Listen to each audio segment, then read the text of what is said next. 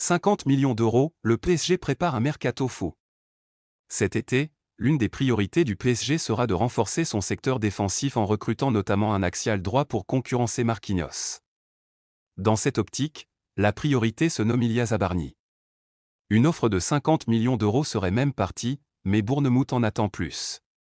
Tout juste auréolé de son titre de champion d'Europe après sa victoire en finale de la Ligue des Champions contre l'Inter Milan, 5-0, le PSG doit désormais se tourner vers un mercato qui s'annonce délicat puisqu'il faudra apporter des retouches à un effectif qui a déjà prouvé sa qualité. Dans cette optique, l'arrivée d'un axial droit semble être la priorité du PSG. Et depuis quelques jours, un nom se détache, à savoir celui menant à Illia Zabarnyi.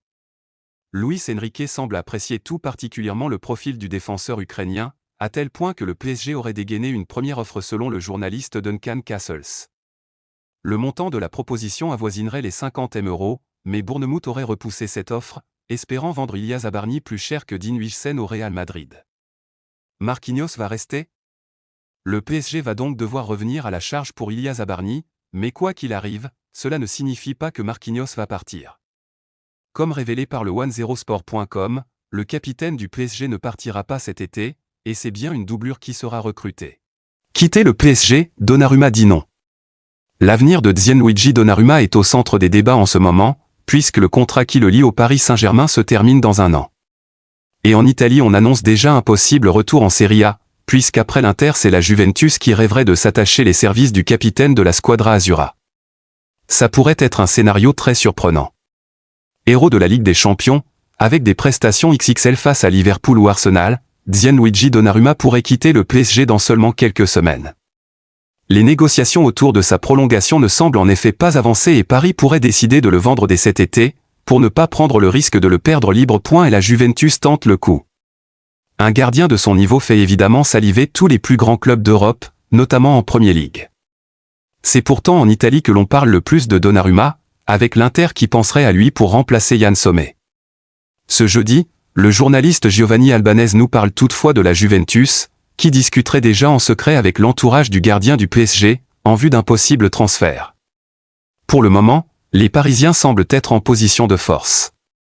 Le journaliste de la Gazzetta dello Sport explique en effet que Gianluigi Donnarumma donnerait pour le moment sa priorité au PSG et ne discuterait directement avec aucun autre club. Sa récente sortie en conférence de presse gonfle d'ailleurs l'optimisme parisien, puisqu'il a notamment déclaré « Je dois parler avec le club pour la prolongation de mon contrat et j'espère y rester longtemps ». Gros coup dur, Dembélé touché avec les Bleus. L'équipe de France a vécu un vrai cauchemar ce jeudi face à l'Espagne. Et comble d'une soirée compliquée, Ousmane Dembélé a dû sortir blessé. C'est un pépin qui pourrait représenter un vrai problème pour le PSG alors que la Coupe du Monde des clubs approche dans 10 jours seulement. En effet, Ousmane Dembélé, l'ailier des Bleus, est sorti touché contre l'Espagne. Alors que le score était de 5-1, Dembélé est sorti blessé en raison d'un problème musculaire. Selon TF1, l'ailier parisien s'est plaint du haut de la cuisse, au niveau de l'aine. Reste à savoir le degré exact de sa blessure. La cadence des compétitions cette saison a été une épreuve très difficile pour plusieurs joueurs mais encore plus pour ceux qui réussissent à se hisser au sommet des compétitions.